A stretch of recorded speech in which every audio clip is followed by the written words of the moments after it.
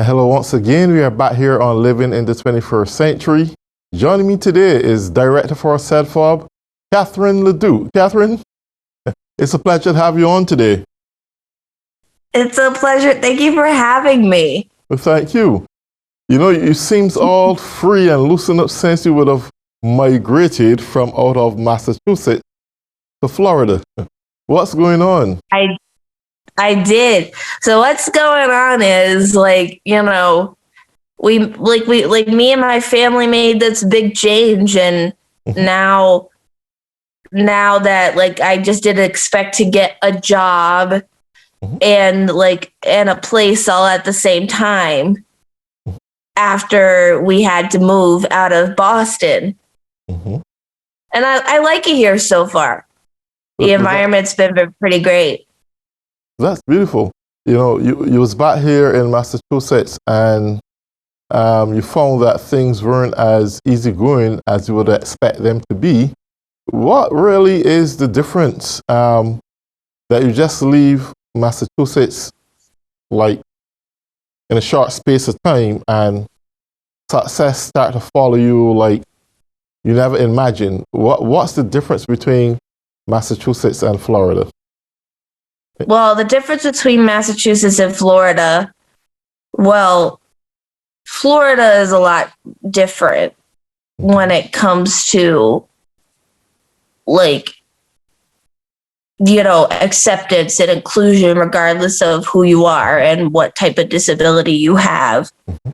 And when you explain your weaknesses to your employers, they want to help you improve that, not diminish it even more. I want you to make you feel more confident inside, which I really loved in being here. And, and people are a lot different. They're nice, and it's very diverse here too. So between Massachusetts and Florida, there's a diverse group of people. But Massachusetts, on the other hand, it's a lot more competitive, I should say. And they want you to have degrees that you can't really get or retrieve. And, sometimes they won't help you when you have a job. When you land a job, it's they'll leave you to it after they just train you for a certain amount of time. So, as to Florida, they won't leave you, you know what I mean? With the training. So it is a lot different. Okay. But what is the same between both is the diversity of the people that are in both states. So that's basically that. Okay. Would you say, because of what you know experience, for disability people who exist here in Massachusetts, do you see any formation of prejudice against them opposed to what you would have experienced firsthand in Florida?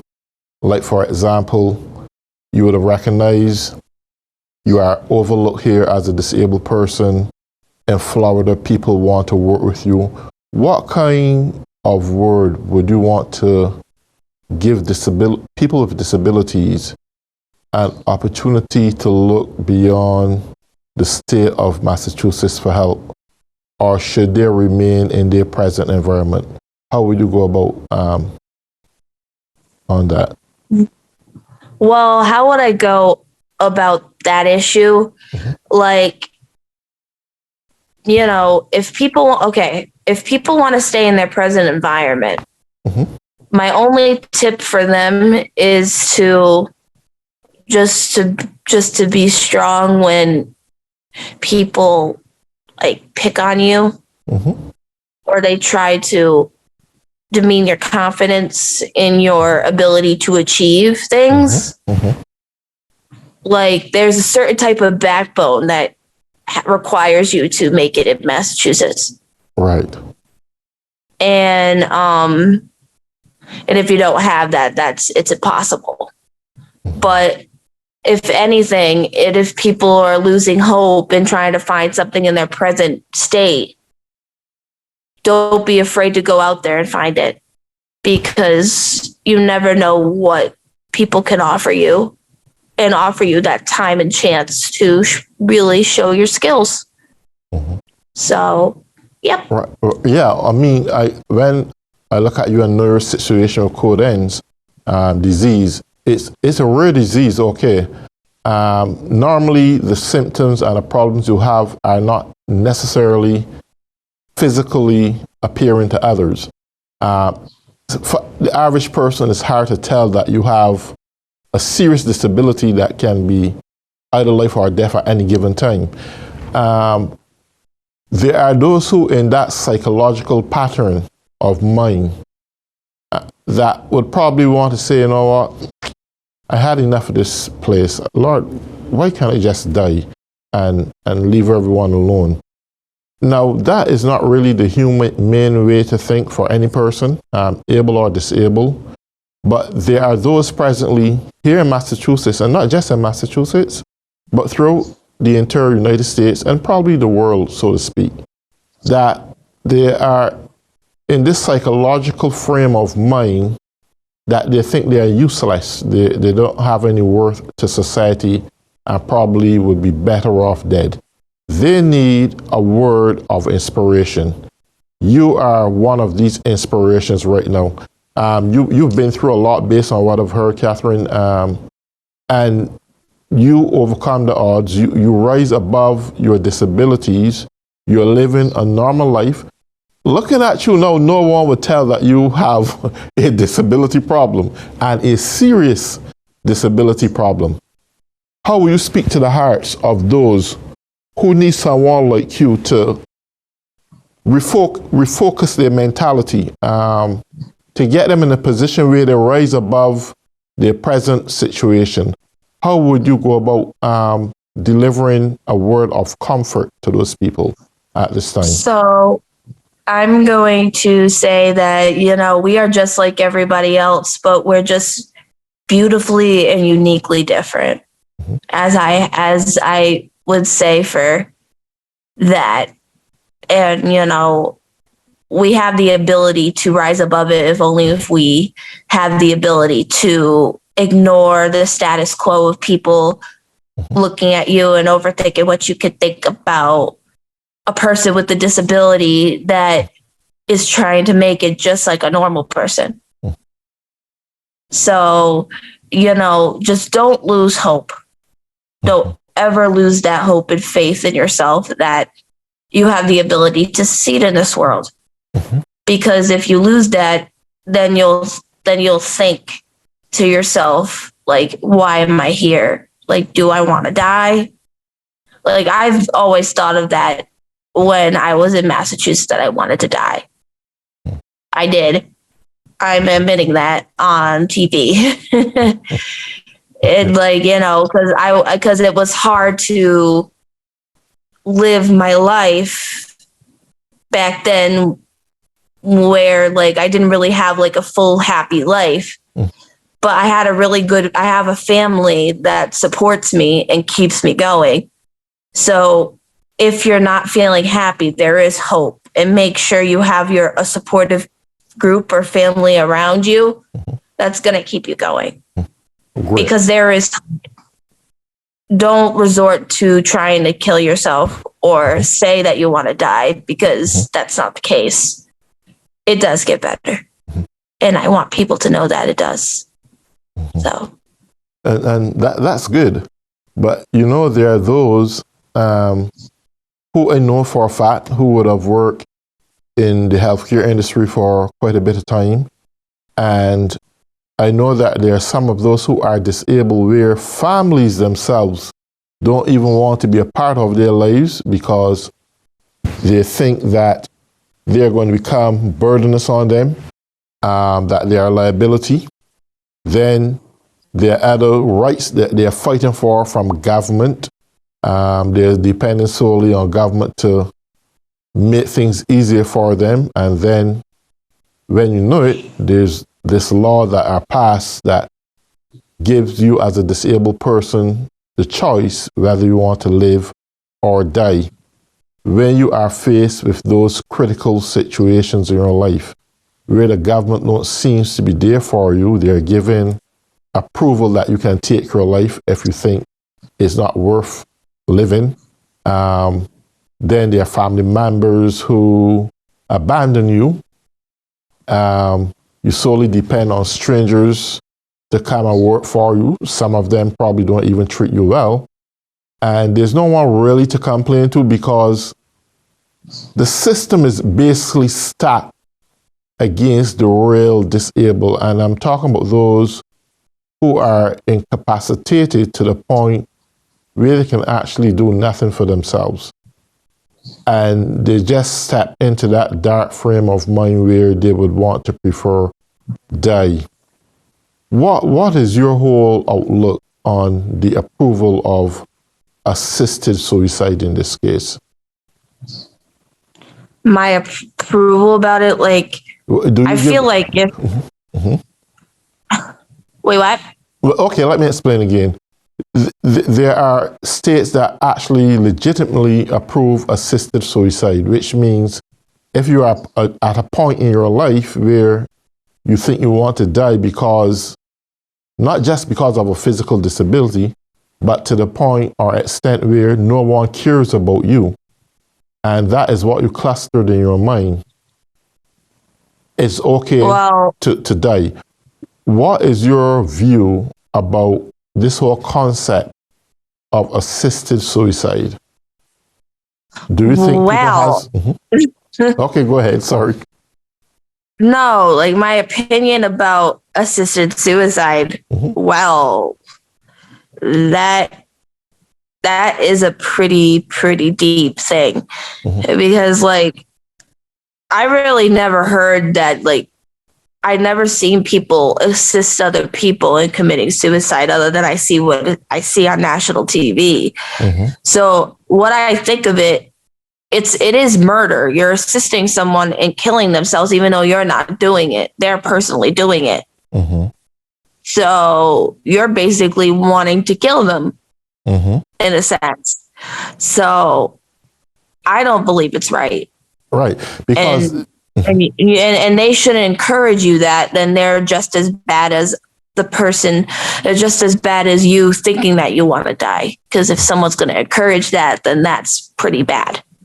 So I don't approve of that at all. So right. Exactly. Because at present, there are states who legitimately, and it is not called murder, even though I believe it's hardcore murder. They make it seem like, oh, we're going to assist you in helping you take your life. You just take this pill today or you take that pill tomorrow. And like I get that there's people who want to die because they have terminally ill cancer, which like brain cancer, pancreatic cancer, because I know there's assisted people who wanted to die. Because that I get, because they don't want to suffer. You know what I mean? Because there is places where they do assist you with killing yourself. But you shouldn't do that just because you don't want to live anymore. You know what I mean? Well, because then that would be murder. Well, that's the whole point I'm making, because there are those who are not terminally ill, but there are those who are mentally ill, and they're better off think that if a person just want to die, well, that's my right. I'm going to die. I just need assistance in dying. My philosophy is that if you want to die, just go right ahead and die. No one should assist you for you to kill yourself. And I don't think no state should legally make it binding that a person has the right to end their life. That I don't think is a right approach.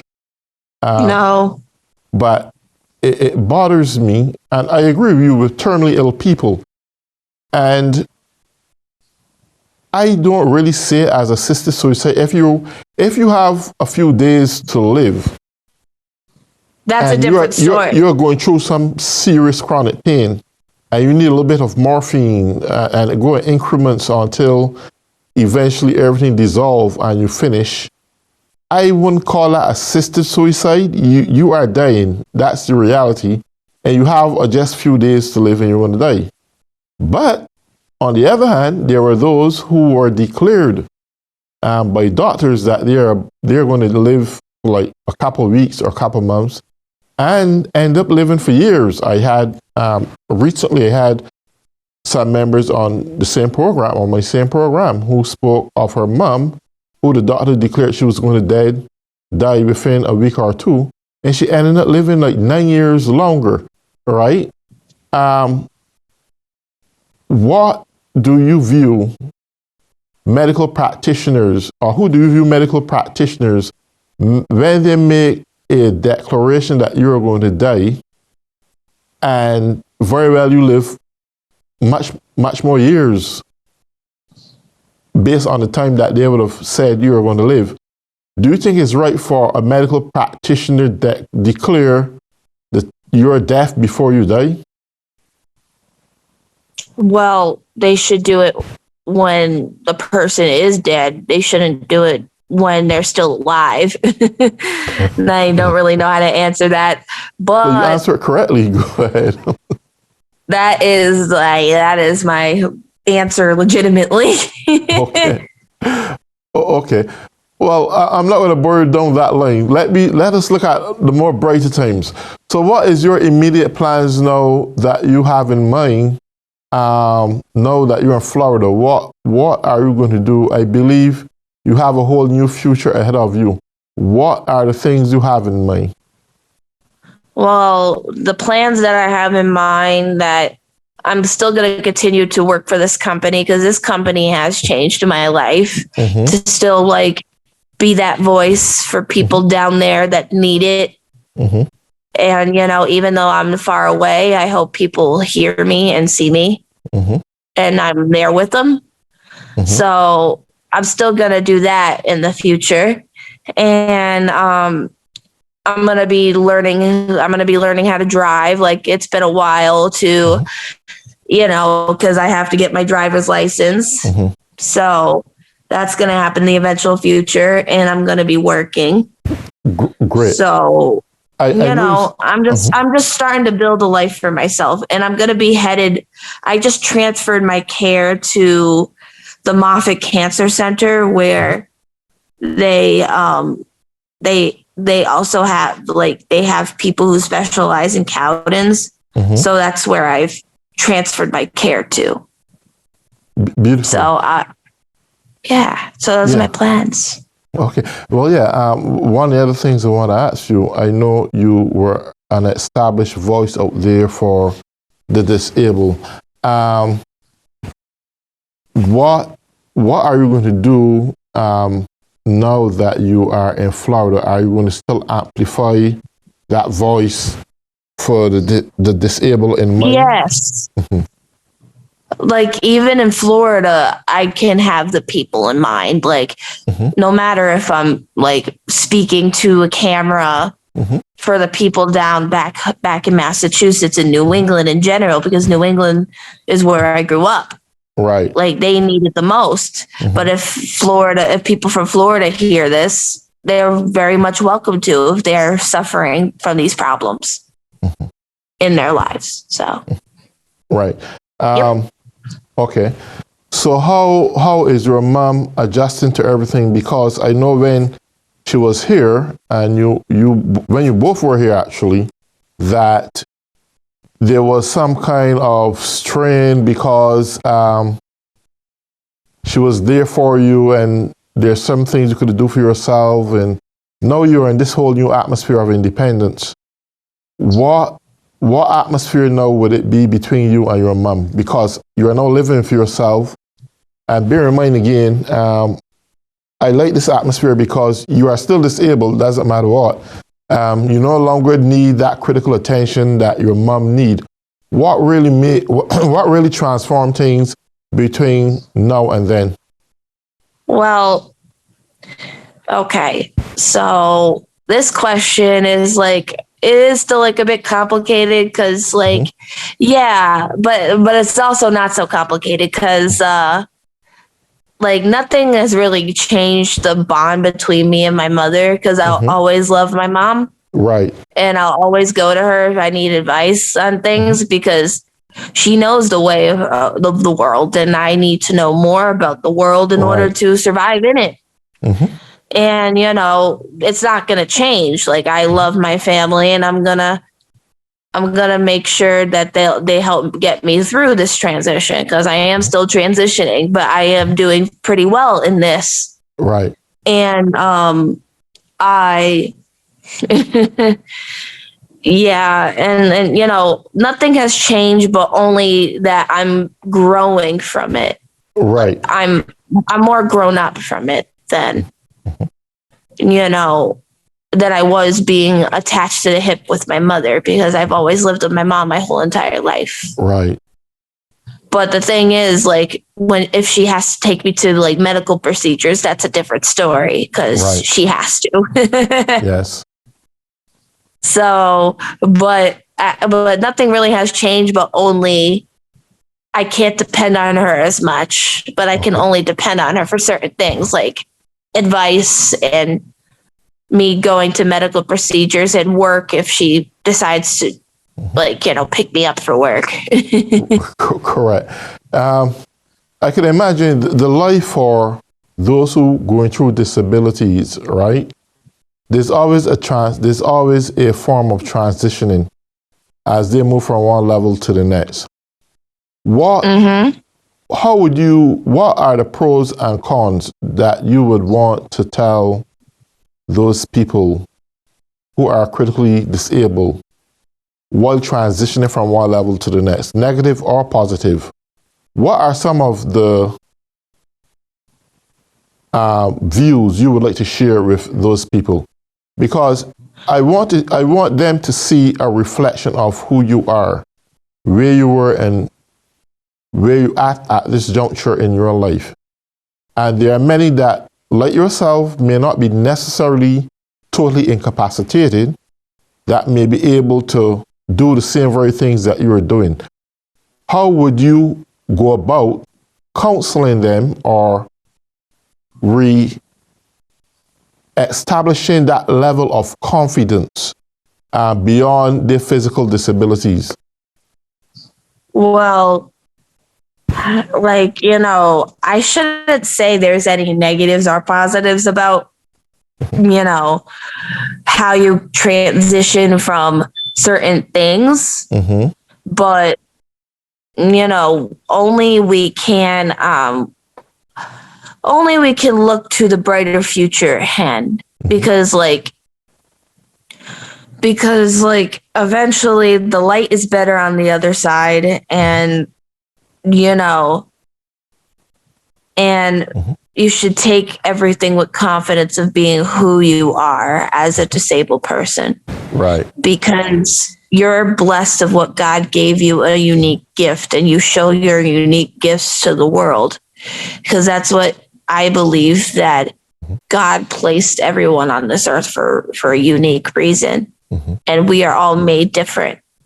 Right. So, I don't really believe there's positives or negatives, but there's just, we always have things that we have to improve on. Mm-hmm.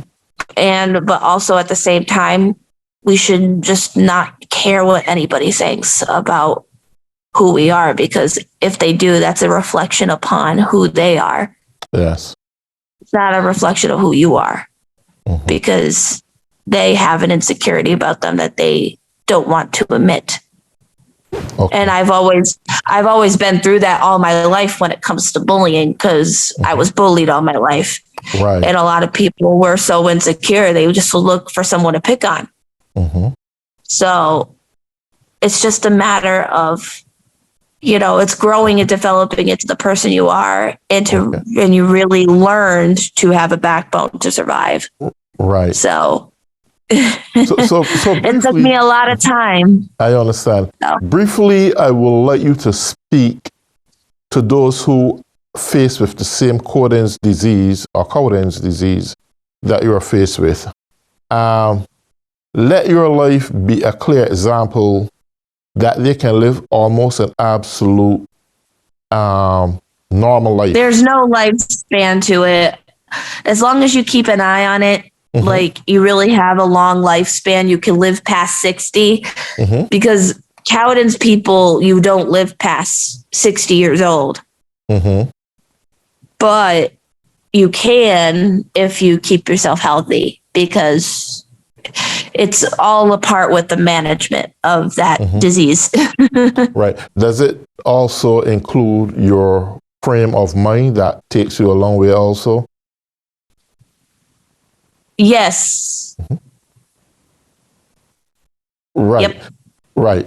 So just tell them you can go out there, live a normal life, have your own apartment, get some assistance from government.